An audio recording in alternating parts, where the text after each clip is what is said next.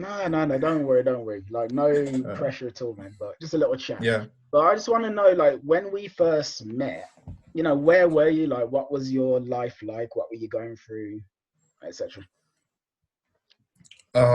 So when we first met, I was still on placement, I think. So I was doing my placement at uni, well, outside of unis, and it was just a situation where I was kind of moved away from my university, and I was just living by myself, and I knew a couple of people. Um, but yeah, it was just that. At that time, I had a very small circle of people, Mm. and it was, I just spent most of the time by myself. Like, let me think. I'd go to work, go back home, play like video games or something, pretend to do some work, get up, go to work, come back home, play video games. I mean, yeah, because the funny thing is, when I started uni, I stopped playing video games, and then I went on placement, and I was like, what do I do with my spare time? I have no Mm. one like, I don't have that many people to talk, like, go out with. A couple of friends from work, and yeah, so just work, video games, other stuff, jerk off, and that's that sort of All right. So, classical. what made you decide to sign up for coaching with me then? So, like, yeah, why was that? Were you at like some sort of rock bottom kind of period, Oh, or what? actually, what happened? I just remembered was that, yeah. So what it was I at the start of last year, at the start of last year, I got into like all that pickup stuff. Like I found it. I think I learned previously about it, and then like at the start of last year, I was like, oh, let's just actually give it a go. Mm. So I was looking at some stuff, and tried to go out and talk to people and talk to girls and whatever. Um, why did start working with you? It was because basically I'd gone out with this girl on a date. I was like, oh my God, I managed to get a date somehow in my life. Mm. And, but nothing happened. Like, the whole date, nothing happened. And then it was just this crushing feeling. And I'm like, I'm probably going to need some help. I think it was just through that WhatsApp group I got added to. I think I found it by Reddit or something like that. That, you reached out and you were like, do you want some help? And I'm like, yeah, I'll hear you out. To be honest, it was just in general that feeling, that like realization of I'm 20, and I look around, I'm like, okay, I'm doing like some work thing or uni thing, but where's the rest of my life? Yeah, Like, what have I yeah, got? yeah. I know you feel. That's exactly how I felt when I was your age, actually. And I It's just thought, like, like, it's not like, I'm like, this isn't normal for like a 20-year-old. mm, Like, it doesn't sound healthy. mm. So once we actually started coaching, and how did you find that? Like, the actual act of facing your fears and doing all of this stuff that you'd never done before. I remember seeing you go through quite a journey. Like, I've seen you go through quite an intense journey, but from your perspective, what's that actually been like? It felt like, at first it was exciting, Mm. then it felt repetitive, then it felt defeating, then I felt like I was getting somewhere, and then it felt repetitive, and then it felt defeating, then I felt like I was getting somewhere because something better happened. And Mm. it was like, fall, succeed like once, fail, fail, fail, something good happens once, fail, fail, fail, something good happens again. Yeah, yeah, which is basically the way it works. It's funny. It, I personally remember when you couldn't speak to people at all. So, like, first I'd be like, okay, so just go out and just try and speak to some people, like try and approach someone. You're like, oh, I can't do it. I've been walking around for hours. I did no approaches, yeah, and you'd be yeah, angry. it was literally that. It was that. Like, I was like, okay, let's get into this, pick up, whatever. Let's get into it. And I'd go out, like, walk around like an idiot for 3 hours. Like, literally, I'm not joking, 3 hours. Come back home, like, I haven't, like, a word hadn't come out of my mouth, and I'm like, what the hell's going on? But then you eventually started doing it, and then Yeah, then it became normal. And yeah, I remember that, yeah. And then something I remember is like you'd be in clubs and you would go and talk to groups in clubs, and they'd be like, hello. It's very interesting to speak to you, Mr. Gabriel, but we are going to go this way now. So take care. And you'd be like, Yeah, oh, like I no couldn't one. hold people's attention. But then you learn to do that. Then Yeah. you start learning to hold people's attention. That was like really cool to see. Hmm. So what did you personally like learn? Did you have any sort of like epiphanies or, epiphanies? Was there anything that came to you during the whole course of this where you're like, oh, fuck, I didn't realize that before, but I see it now, or anything that just struck you? Well, I mean, I knew you were going to ask this, so like I had two things in my mind, but it's not exactly the answer probably that Yeah. you were looking for. So, one, Mm. it's really fucking hard to change. And I only like was thinking about this the other day. I'm like, it's really hard to change. Mm-hmm. And the Yes, it's not second one easy. was, and the second one is more like a confirmation again. It was just time goes so quick. It does. But okay, so this is something I want to say to you now, like in front of, well, potentially the entire planet. But it is really, yeah. Hello, Globe. Hello, Mr. So and so in Bali. Hello to the Russian woman who happens to be watching in 2022. Like, hello. Anyway, and also hello to my grandchildren as well. This is your granddad. This is what he used to do. What's the point I'm trying to make? Yeah, it is hard to change. It really is. It's not easy at all. And the reason why most people don't change is because there's a level of determination and belief you have to have in yourself in order to do it. And you know something, you have never, ever, ever actually given up. And that's the reason why you've made these incremental, bits of growth over time. That's the reason why. So I personally want to give you some props for that, because I felt like you haven't given yourself enough props for that at all. At all. Yeah, because I'm impatient. Like I'm like 21. I'm impatient as fuck. Well, trust me, you're doing incredibly well. You're doing incredibly well. The Yeah. amount of people, like, anyway. So Yeah. yeah, but point B. So yeah, what was I asking you? I said, what did you learn? So you said you learned that it's hard to change. And what was the last one you said? Just that time goes really quick. Like I just Mm. noticed, I was thinking about this, but also maybe that it's not even, this whole thing isn't even about like getting with a person or having these people like me or having this lifestyle, whatever. It's just like liking myself, literally. You mean Like that liking yourself is the most like important thing? loving myself. Yeah, Yeah, learning to love myself. yeah, yeah. It's funny Which that. like I'm still trying like to properly do, but Mm. yeah, that's like what this whole thing is about, to me at least.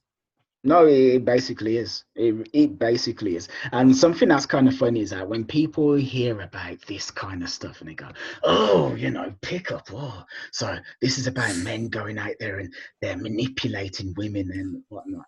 And actually, no. At the core, it's like men learning to actually be men and actually to get over crap from the past and actually to be able to look at themselves in the mirror and like the person that they see. And just so one of the best ways of actually getting a guy to go through that process is to actually confront his fears about dating, because everybody has them. And for what reason, Yeah. I'm not even too sure, but your fears about dating, it's like they're some of the strongest fears that we have, even though nothing is really going to happen. So like think of all the times when you've been going to do approaches, the times when you've been like the most scared, deep down, that actually not a single thing is going to happen. Like deep down, Yeah. like Yeah. the odds of like some man coming and like slapping you in the face or whatever, Yeah. it's not going to Yeah. happen. It's It's really not not. gonna happen because It's like really not. nobody's gonna start a fight with you No, they're not. unless No. they're like really drunk. Mm. But It's still not gonna happen. that social fear of being excluded from the tribe, like that is something that Yeah. actually breaks a lot of people. And that's the reason why we kind of focus on that, because it's such a massive fear that actually overcoming that is like a gateway into an entire new world. But anyway, so But what? like, just want to add Go on. something Mm, when you were talking about like the stigma of people like manipulating other people, mm, and at least from my perspective, it seems like unless you're really famous or you really know how people's minds work. It's not that easy to manipulate people, in my Yeah. opinion. Because people catch it out, like they'll vibe you out, and you'll be like, okay, I'm getting red flags from this person. I'm just Mm. gonna leave. Yeah, and then there's also the fact as well that the average man's strategy for meeting women is actually to manipulate them anyway. It's like, I'm going to go to the club and I'm going to buy these girls drinks. Why? Because I'm trying to pay for their time, you know? Yeah, Because I don't think that they will spend time with me unless I actually do it. So here's some money. I'm just going to get, so here's a drink. If I give you this drink, you're going to stay with me, right? I'm going to stay with me. Well, you got to. No, you got to stay because I've actually bought you the drink. You know, that's basically it. But what would you say are some of like the best lessons that you've gotten from our coaching, or like the ways that it's impacted your life? oh well, yeah, easier to talk about how it's impacted my life. Mm. uh I'm more self-aware. Like, I don't, and this is what I've noticed over like the past year, I don't, when I get nervous and you get that feeling of, oh, I'm gonna fuck up, it's not, I'm like kind of a bit more aware of it. I can go like step back and say, okay, this is just, I'm just feeling this like this sort of way. It doesn't have to mean that I am, this is how I am. If that makes sense. Like, I'm not my emotions. Yeah, yeah, I hear you. And yeah, it's more like I'm calmer, I feel. And when it comes to like more frustrating situations, like when people get confrontational with me, or if it's confrontational situations, like I feel I can handle it easier, or as Mm. in I can remain calm. I don't give in to like to react to the other person's aggression, or it doesn't have to be even aggression, just that sort of like not being reactive. Mm. Mm, just having faith in myself and in the future, really. It's probably the biggest one. Mm. It's like, okay, I don't know what's gonna happen, but I might as well, like, what other option have I got? Like, I might as well just believe that good things are gonna happen, and I just have to keep pushing forward somehow. Mm. What about where women are concerned? What has actually changed for you, say from January 2019 to today? They're just people. They're just people. And don't get me wrong, I'm not like enlightened or anything. I still have fears and stuff, but at the end of the day, I keep telling myself now that this is just a person. You're not below them, and like they're not above you. That sort of stuff, because it's so easy sometimes to put people on a pedestal, especially with girls. Mm. When you meet someone and you're really into them and you really like that person, you just put them. I'm guessing girls do that as well with guys, and you put them and you think, oh, they're above me, because you project this image that they're this thing, but they're not really. They're just a person. Mm. So I guess you must have found as well that now that you're not putting girls on a pedestal, they respond to you differently. Yeah, Like definitely. your Like, your relationships with them have improved. yeah, and just with people in general as well, because I used to do that with people as well.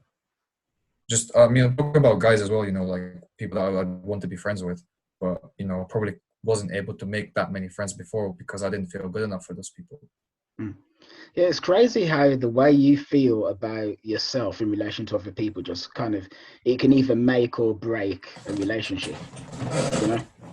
So like Yeah, when I yeah, was younger, yeah, I would look at people and I just naturally assumed that they were better than me in some weird way. And I assumed that they wouldn't want to talk to me as well. So like when I was younger, if I saw some girl I liked the look of, my natural assumption was that she didn't want to know me. It was like 2 + 2 = 4. I didn't even question it in my head. It wasn't like, oh, should I go and talk to her? No, there was nothing to question because it was just bloody obvious. And then like if I would be in a conversation with this person, I'd be just like because I just knew that every possible thing that I could potentially say was going to be just laughed at. It was going to be wrong. There was this yeah, thing to say that was right and yeah, cool, and whatever I was going to choose was just going to be completely wrong. I just knew that, yeah, and as a yeah, result of knowing that, I actually caused it because I'd be like, and he'd be like, "Oh my god, who is this guy? He's so weird." And then they'd be put off and they'd just run a mile and they wouldn't want to be, close to me ever again. But Yeah, and the thing is, like, then you might. I feel like it's easy to. When that happens to you, then you might go into like kind of victim thinking. You're like, oh, those are bad people, but they're not. They just you didn't feel comfortable with yourself, and you kind of creep them out by that because you didn't feel comfortable with yourself, so they couldn't feel comfortable with you. And then because they gave you like a negative reaction, you start thinking badly of them. Yeah, I hear you. But unless you've got anything else to add, I think that's a good place to end it. Is there anything else you wanted to say before we go?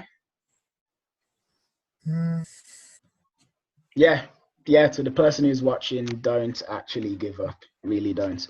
You're watching a conversation between two people who at one point in time found it almost impossible to speak to people, whether it's members of the opposite sex, to get, I don't know, dates, social media, phone numbers, texts, and all that kind of stuff, or even just other men as well, just like on a friendly basis.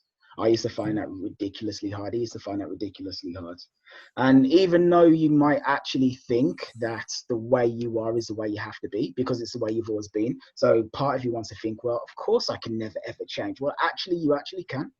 You really can. There was a time when you didn't. Yeah. Go on. I was going to say, and then when you do change that, like when you do kind of move up, that becomes a default for you. And you're like, oh, well, this is kind of normal now. Yeah. So then, so don't judge yourself as well, because it's very easy to judge yourself. Like that's what I've done before. Like, oh, I'm not getting this thing, or like dates or whatever you want to say it. But it's like, hang on, I went from staying in my room all day to like knowing like shit ton of people at uni. If I go out on a night out, I know like several groups of people. Oh, by the way, yeah, just to the person who's watching as well. So Gabriel is basically the coolest guy at his uni. More. I'm not like no. That's just you're one of them. You've got to be in the top 10. Yeah, kind of. The amount of people it is very clear and evident to me that in your university social circle, it's like, oh yeah, Gabriel. Oh yeah, Gabriel. Yeah, I'm going to. Yeah, I'm inviting Gabriel. Oh, is Gabriel coming? Yeah, man, Gabriel's coming. Oh, sick, I'm gonna come. I'm pretty certain that's what's going on. Pretty certain. And there you go. You see, and he shrugs his shoulders. You know why he shrugs his shoulders? Because he's used to it. And this is the thing. That would have been magical to him like a year ago. Now it's like, this is just the way things are. And that goes to show what can happen when you work on yourself. Anyway, so yeah, thanks for your time, man. And thank you to the person who's watching, wherever you are. To my great grandchildren in 2052. Watching on whatever kind of neural interface app people are using now rather than YouTube, or using then. Well, you get the point. Anyway, bye-bye. Bye-bye. All right.